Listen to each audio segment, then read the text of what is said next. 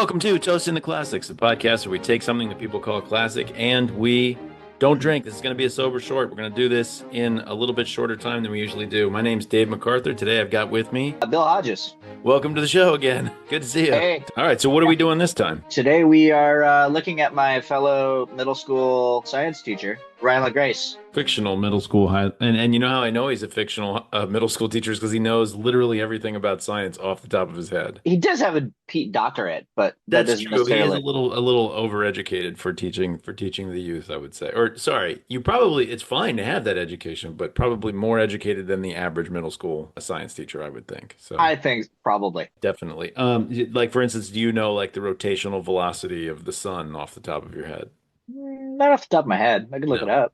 I No, know to look. yeah. I have to say, when it came to that, I was like, oh, I suppose the sun probably rotates. I had never really thought about it before, but it seems like something that's probably true. But you know, it's not something you talk about. So the book we're doing, by the way, and this is a book, is Project Hail Mary by Andy Weir, 2021 book on the heels of his pretty successful, or sorry, extremely successful book, The Martian. Did you read The Martian? I did. I did. I actually read the. Well, I saw the. I have to. I'll admit that I watched the movie and then and then did the book. So Might have actually read the book first, which is not, I actually watched the movie first. I started this book, watched the movie when I was about 20 pages in, and then finished the book. So I did actually yeah, technically start the book before I watched this movie.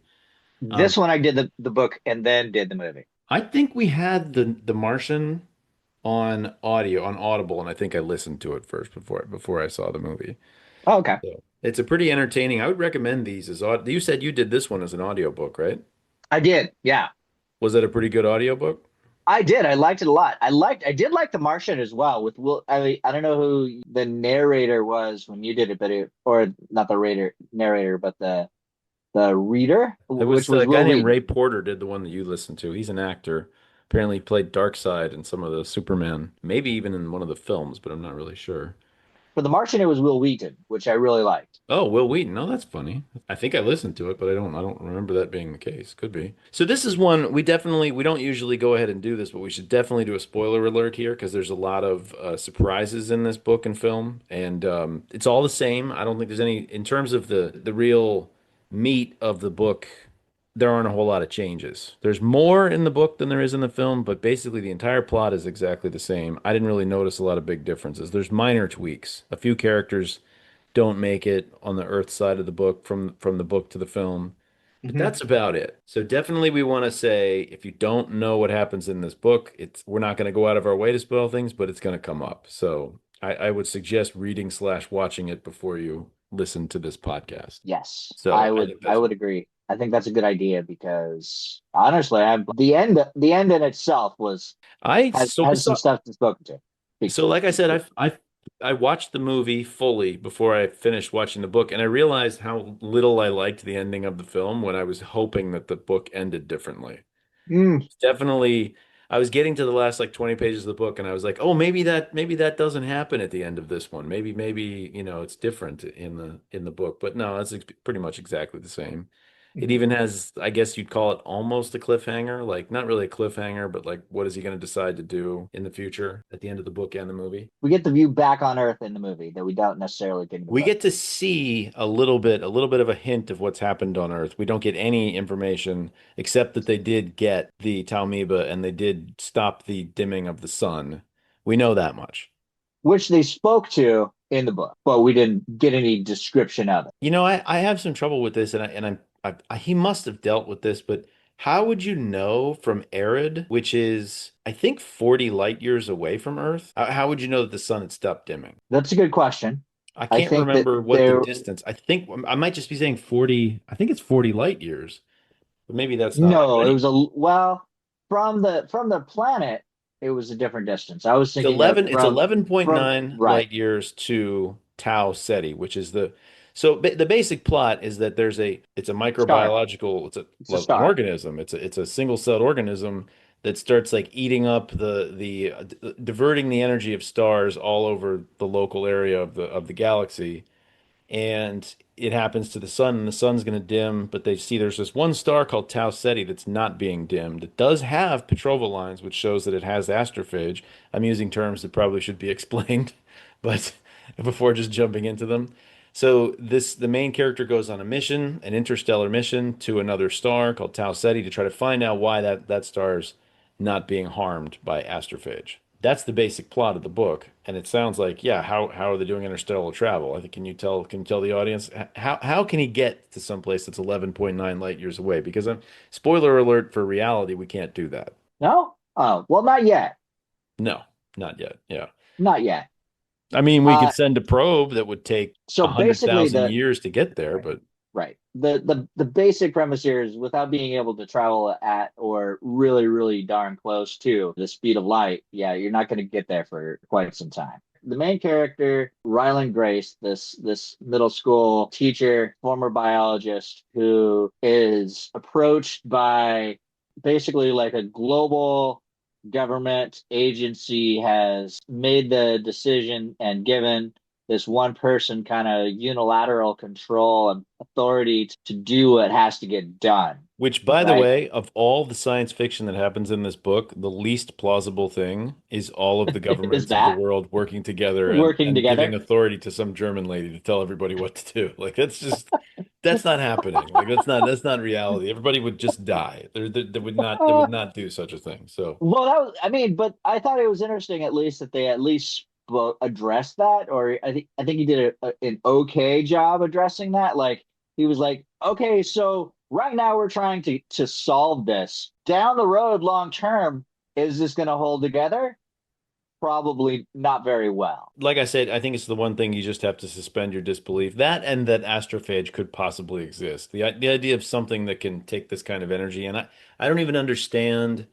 I read it a couple of times and I looked it up on the internet later, but essentially it's a single-celled life form that somehow manages to harness pair Heat, production between energy. neutrinos, Yeah. energy, but like on a basic level, it's pair production between neutrinos and whatever I guess antineutrinos are, and hang on to it doesn't make to me it doesn't make sense. It's not like I'm a particle physicist, so maybe it makes sense to somebody else. One of the biggest critiques I think by actual physicists is this idea of the astrophage itself. Yeah, so I think So there's so two this things.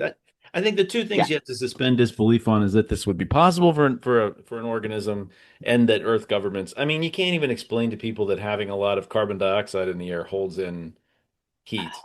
I mean, that's not even complicated science, but like the idea that people would just suddenly understand some microorganism that was going to dim the sun I'm sorry, that's just not happening on a short time scale with the way that or that it's going from the sun to Venus in relatively fast durations, periods of time, and taking energy from the sun itself, like consuming the energy of the sun by I mean, going you're back and already forth. just talking about too much science for people to understand Yeah, and believe. yeah, If it's yeah. inconvenient for people to believe it, then they're just not going to. So I just don't think that that's realistic. But there's a scene where a whole bunch of companies are suing Straught and Oh yeah. her. This is also a pretty big mistake on the part of the author because he They says didn't show that. They didn't show he's that in the movie. they didn't show that in the movie. And the president says that is issuing a pardon to all those companies so they can't be sued. And I'm like, the president can't pardon people in a civil suit. It's for criminal cases. Like that's just complete. It's a pretty big error to have in there. But Way to try to lawyer it, Dave. Come on. I'm just saying it makes no sense when you're reading. It's like what pardon what, dude? There's no pardon. Pardons don't happen in civil cases. My high school pal, my junior high, middle school pal, Mr. Grace. Oh, He did you get uh the joke with he his name, by the way? no, I missed it. What was Ship the is joke? called the Hail Mary, so it's Hail Mary full of grace. Oh, no, I didn't catch that. Yeah. Anyway, I Yeah, think if we were Catholic, we probably would have gotten that faster, but yeah, well. You think Weir's Catholic? I have no idea. I have no Hmm. idea. Weir sounds maybe like he might be German or even Jewish, so I don't know. I mean, I looked him up. He's the son of a physicist and an engineer. Uh-huh. Yeah. Grew up in Livermore. Was born in Davis. Born in Davis, but grew up in Livermore. So Yeah, he like grew up yeah, in a nuclear laboratory basically. So yeah. definitely was exposed to a lot of science at a young age. Oh, Where one were thing I definitely want to point out before we go any farther, I okay. made a All note right, about all this. right. If I'm saying anything negative about this book, just keep in mind, no matter what I say, this book is 5,000 times better than the five body problem. There It were was, only three bodies in the problem, oh, you're but the right, you're book was right. Three very body problematic. problem. Three body problem. Yeah, yeah, yeah, yeah. Yeah, five body problem is probably completely unsolvable, right? But Yeah, no, this book is way better than Three Body Problem. It's got Oh actual human gosh. beings with like motivations that make sense and like and the writing is not, doesn't sound like it was done by a computer. It's just this is a much better book than that. No matter what bad. And by the way, I found it to be it's a good 500 pages and I ripped through it. So say what you will about anything else about it. It was an entertaining read and I liked it a lot. So The audiobook won some awards, which, it won audiobook of the year in 2022. So I oh, was, okay. It was yeah, on the short list for the Hugo Award for yes, 2022. It it was a didn't win. finalist. It was a finalist, but yeah, same year. Did Right. it lose to Three Body Problems? That would be a travesty. No, I don't know. I can't remember what year that book came out, but it's sometime around then. So astrophage, this substance that's been named by Grace. It has infected and it's dimmed all these nearby stars, with the exception of this one Tau setting. For some Right. reason, then so they make the decision they're going to try to get themselves there. And Yeah. how are they going to do that? Well, they're going to use this same substance as a fuel source, as well as a source of a variety of other different. It turns into this multi-purpose tool. That's right, which is a question I have. I don't know if I should ask it now or ask it later. Let's talk about it now because this is a short. Wouldn't you be able to solve almost all of Earth's problems by using astrophage? If you can breed astrophage, if it Mm-hmm. takes him 11 local Earth years, 12 Earth years to get to Tau Ceti, because of relativistic time dilation, he only feels 4 years, but Right. on Earth, 12 years passes while he's on the way to Tau Ceti. In those 12 years, if they were able to breed all this astrophage, wouldn't they have bred tons of astrophage and be running giant greenhouses to supply the Earth with food and things like that using this magic energy source? You'd think. Wouldn't this mitigate a great deal of the problems that would come from the sun dimming? And I think it would, and I think they speak to that a little bit in the book, Okay. but you're right. But the underlying problem was still the same, which was the sun dying, right? Because they still have to be able to It harness the doesn't energy, die. and It's that not going to energy, die. It's going to dim to 10% and then stop at 10%. So there's okay. there's a But limit but to it. at 10%, there wasn't going to I think they're energy. saying essentially at 10% is where the stars stop dimming once they get attacked by astrophage. It gets to that limit and then it stops. 10% dimmed, not 10% left. 90% of what you had before, 10% dimming. But then that would cause the Earth to have about half of be able to feed about half of its population. So I'm thinking if you had astrophage, couldn't you probably spin up a whole bunch of weird future agriculture to try to generate enough food to save a lot of those people too? I mean, that seems maybe not everybody, but imagine if you had free energy, imagine how much food you could grow in like say Alaska, where the problem is there's just not enough sunlight. Like if the whole world was like Alaska all of a sudden, I feel like you could grow quite a bit of food if it was supplemented by free Just energy. within greenhouses, within Yeah, just enclosed yeah. systems. I mean, if it's that much energy, Maybe. maybe you could just warm the Earth. Maybe you could just run heaters all over the planet or something. Although I guess you need solar energy is the thing to grow food. You can't just heat the Earth. You'd also have to. You ever think about this? Like how sometimes like I mean, there's going to be an ice like we're in an interglacial period. There's going to be another ice age. It's just a question of time. So what will people sure. do? Like, are they just gonna snow shovel all the glaciers when they get close to New York and stuff? I mean, people are gonna have to figure that out one day. I don't know. These things, I don't know. I've thought I about I that think that I before. think that I think that's quite a ways away. It's about, if I remember right, it's like 10,000 years. We're like in the middle of the interglacial, basically. So it's thousands of years. Eventually that will come to pass. Somebody will have to deal with that down the line. Won't be me. So what are your favorite parts of the book? I like the intro to him getting on the ship, trying to figure or being on the ship, I should say, figuring Oh stuff out. yeah. Right. We didn't even talk about how he's like wakes up and he doesn't know where he is. And we find out that it's all kind of a result of this event that happens on Earth while they're preparing to send the ship.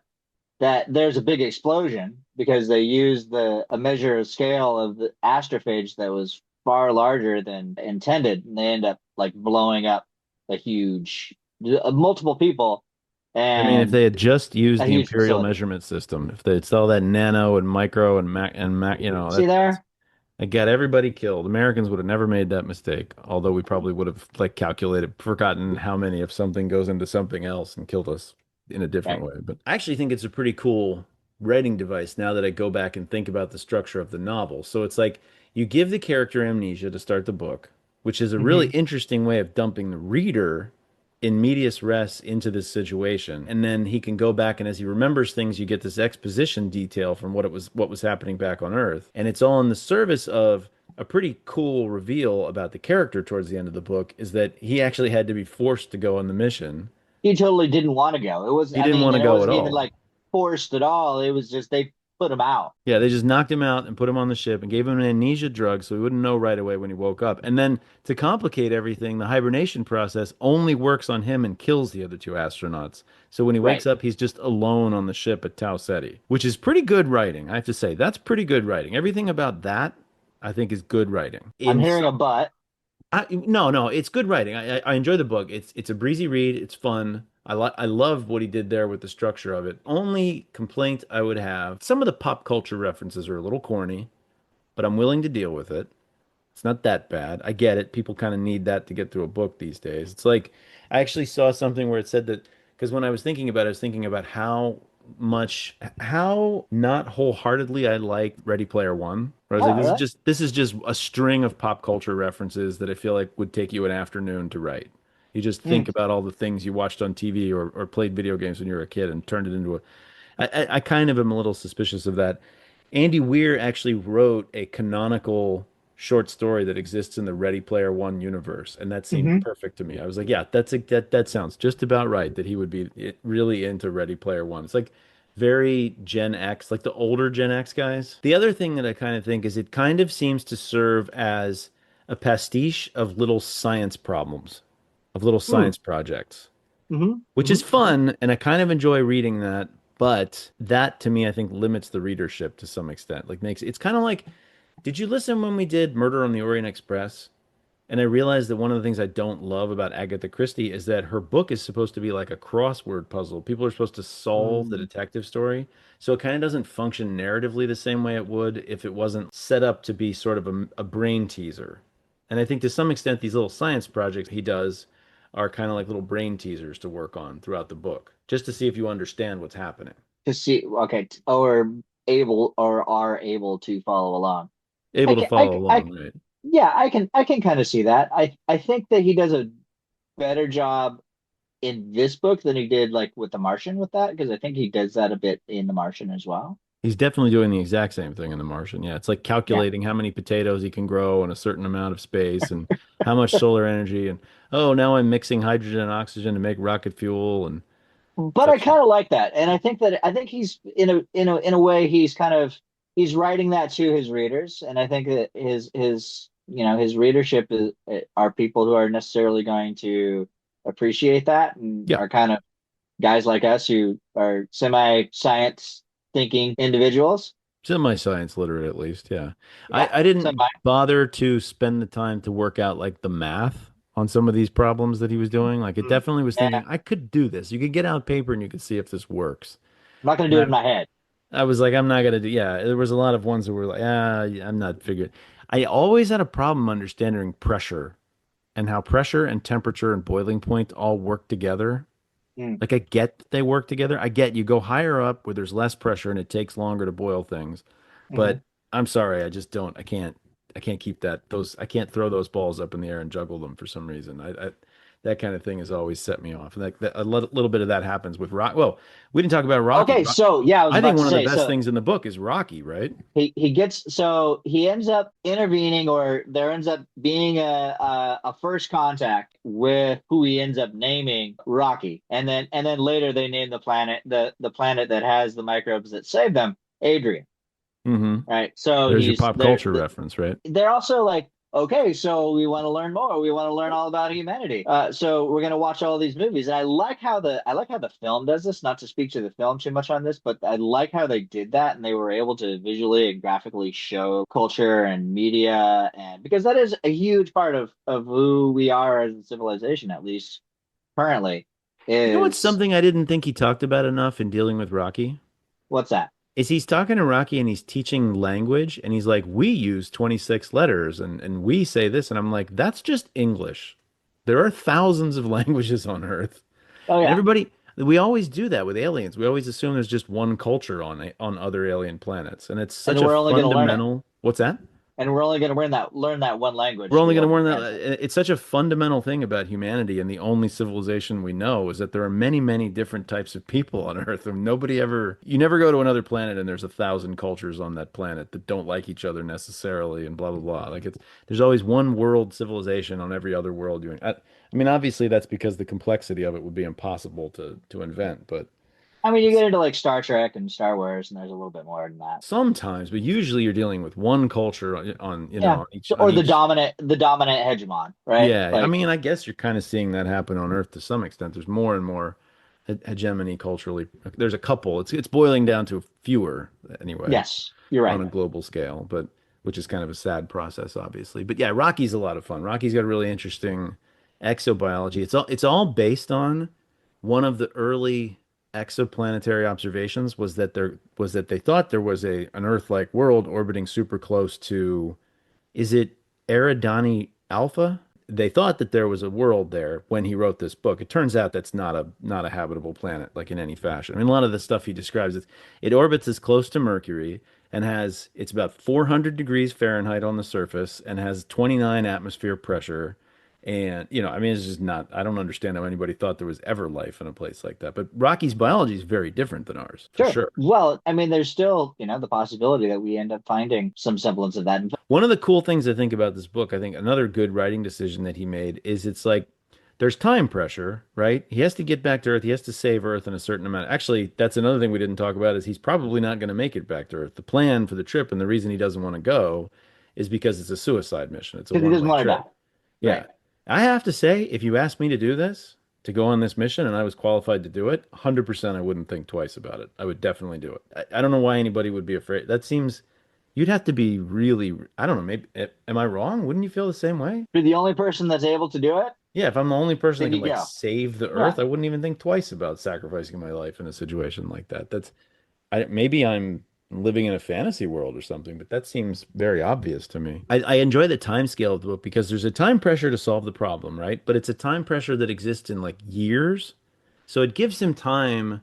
For example, he spends time learning about Rocky, learning his language, talking to him. They build things together. It's kind of a fun time scale. It doesn't Hmm. have like oh no, we have to stop Thanos from getting the last gem within the next 4 hours, otherwise the world explodes. It's like you make decisions at a slower pace, and it allows the science to take center stage in a way that I think is really cool. And I think kind of breathes life into this story and also The Martian as well. It's the same kind of time scale.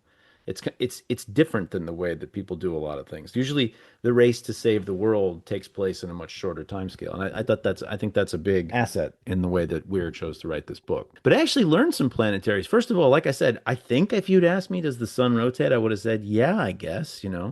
But I also learned I hadn't really thought about it before, but like There's like a stellar orbit, right? Mercury's tidally locked, right? It's so close to the sun, it orbits really fast and it just doesn't rotate. It has the same hot burning side to the sun all the time and a cold side.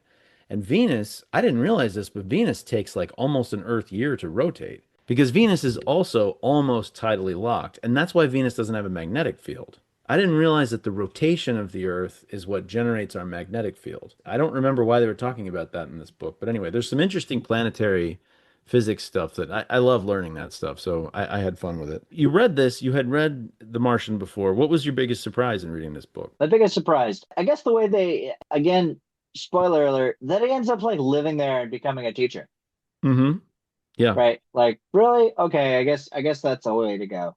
It I didn't seems kind of a cop out a little bit. I don't love that part of the story, and I don't love that part of the character. I think the character has something really wrong with him that is not delved into in any. I don't think Andy Weir has any interest in human psychology because this Hmm. character is asexual, has no interest in like having a romantic life, is a coward on a scale that's kind of difficult to imagine, and it doesn't ring true.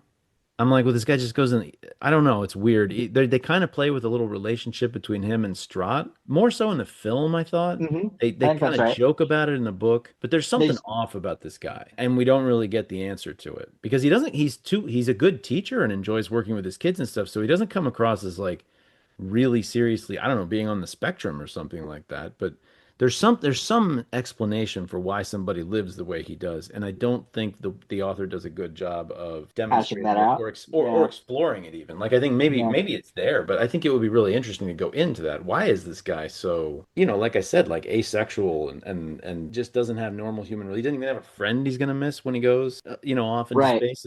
It's weird. It doesn't make a lot of sense. And he's so passionate about the friends he makes in the astronaut program, but yet he never had a friend in the first 40 years of his life or whatever. There's a weirdness about the character that I think is a little off. His character had been kind of ostracized by his community. By the scientific community, definitely. Yeah, I get that. But Well, but I again, think that was his pushing back a little. I think that was like his life had been this research into this idea that he came up with, this hypothesis that life was actually possible outside of just an without oxygen, water, carbon basically or without carbon. water. Yeah, yeah, Yeah. right. Which I think we do finally prove can be possible because that's how Talmebas work. Or something in the book shows you that there is possible life without water. I don't Well, it think was it's Rocky. Rocky. Is it Rocky? But It Rocky is has water in his. because the Tom because Talmivas had water. Talmebas have water. And also, by the way, sort of quiet little statement in this book is panspermia, right? That all life comes from one source. Everything has mitochondria and it's all related, which is not realistic because not all life on Earth has mitochondria. But anyway, there's a little bit of weirdness. I don't really hold with the way that Weir is interpreting those theories either. But I think the biggest surprise for me, there's two big surprises. One where you find out that they bonked him on the head and sent him on the trip because they had to, because he Mhm. has a genetic code that allows him to hibernate and not Right, many people do. But for some reason, it right. doesn't work for the other two people. We're not really privy to why, I don't think. Well, I think they kind of allude to that just with the radiation problem. Um, I don't know. I don't know. I mean, well, I well, don't know that they Rocky's came crew out and said dies. that. His diet, yeah, but I think Rocky's that there crew was something dies because related. of radiation because they have no understanding of basically they haven't done any spacefaring until they sent this ship out. So they have no idea there's such a thing as cosmic rays. Whereas the human ship is shielded by astrophage, surrounded, the entire hull is surrounded by astrophage and can protect them from cosmic radiation. So they're fine from that. But Rocky, almost his entire crew dies except him because he was sleeping in the compartment of the ship where the fuel was, Where the what fuel was. protected him Right. from radiation. But so Um, was it just that there was a malfunction in the medical coma It's not like weird to not give us an answer to technology? that, but I felt like we didn't get much of an answer about it. No, we Um, didn't. but again, I have to say, I watched the movie and I missed some things. Then I read the book and I got a few more things. So I think if I read the book a second time, I probably would pick up Hmm. on some. That's what I'm saying about why it seems like he dropped the ball on the characters because he's really good about figuring out the technological and scientific stuff. You get an explanation, even if there's sometimes a little hand waving about this neutrino nonsense, or at least this nonsense as far as I understand it. If there's some hand waving there, fine. But he does give a technological explanation for everything at one point. And then him ending up on Arid at the end was pretty surprising to me. Hmm. Otherwise, I don't really catch anything. I had the spoiler when I saw the movie. This was super annoying. In the trailers, in like the ads for the film beforehand, they had an ad for the audiobook and they spoiled that he's going to meet Rocky, that there's going to be an alien. Oh, And I didn't well, know that. And I was like, "Oh, that would have been a really great reveal in the film if you hadn't told me that before the yeah. movie See, I'm watching. Why and did I you do that?" having read it because they're thinking that a lot of people have already read the book. I guarantee when people go to the movies, 1 in 10 of them has read the book, and that would be high, right? I mean, most people don't read Maybe. books. Like, Yeah. who reads books these days? Me, because I'm a giant nerd, but I don't know how Yeah, many people us actually do. because we're How does this one compare to The Martian? Let's do that first. Is this better or worse than The ooh, Martian? that's tough, but I think I'm gonna just come out and say I like this more than I like The Martian. I definitely liked this more than I liked The Martian because I find the whole xenobiology and interstellar travel and stuff that's fascinating and fun, and I like it a lot. I think The Martian cooked pretty well. I thought it was a pretty good book. But I Hmm. think the subject matter was just not as inherently fascinating to me as interstellar travel and alien life. So this was a more compelling premise. And so I You think just if they like had this. had a volleyball, What? you think if they Oh, had a like volleyball, Wilson? Like paint him? That's kind of what Rocky is. Rocky kind of bounces around the ship like a volleyball. well, And he spends you a lot of know, time going, Damon didn't, Rocky. you know, what's his name from Matt Damon's character? He didn't have a volleyball, so would have him of having something to that effect Oh, made yeah. it better. Yeah, Yeah, maybe. Although you got more from Earth and well, I don't know. You get plenty of Earth in the movie, don't you? you do. Less in the book. I think this was my idea, so I kind of gave it a vote already. What do you think? Does this one merit classic? status? I think so. I think we're seeing some new material here. We're seeing the transportation of an organism going and potentially causing catastrophe on a global scale. Yeah, The I thing I I, I think is like it. interesting, the thing I think is interesting about his writing is it manages to be, I couldn't say anything other than this is kind of hard sci-fi, right? Because it's pretty Hmm. sciency. I think Relatively. sciency makes it hard, but it's not as esoteric as a lot of hard science. It's really like real life science. You can pretty much wrap your head around this if you took high school science. It's nothing all that complicated. So it's kind of fun to have it be hard science, but also not that like I said, like esoteric, like one of those guys. I'm trying to think of the authors, but anyway, I can't remember. But there's a lot of really hard science fiction guys that are a little less palatable to me. But anyway, so I think we're voting for it. I definitely thought this was fun. I think it's probably if I was going to give one book to somebody, I'd probably give this one rather than The Martian to somebody. Maybe Probably. depending on their predilections about science. But this He's was done a few others. He did Artemis, which I'm Yeah, I'm interested actually in. interested in reading that, especially with the Artemis program kicking up now, and they're planning Hmm. on doing a film. I'd be interested in learning the moon stuff. Supposedly it's not quite as good, but anyway, we're voting for this. Project Hail Mary, the book by Andy Weir, gets our stamp of approval. Would you vote for the film as well? Yeah, I think it's worthwhile. I thought it was a good movie. I'd Yeah. recommend it. So my name's Dave MacArthur. I'm saying goodbye to everybody. Thanks for joining us. Thanks for having me, Bill Hodges. Peace out, everybody.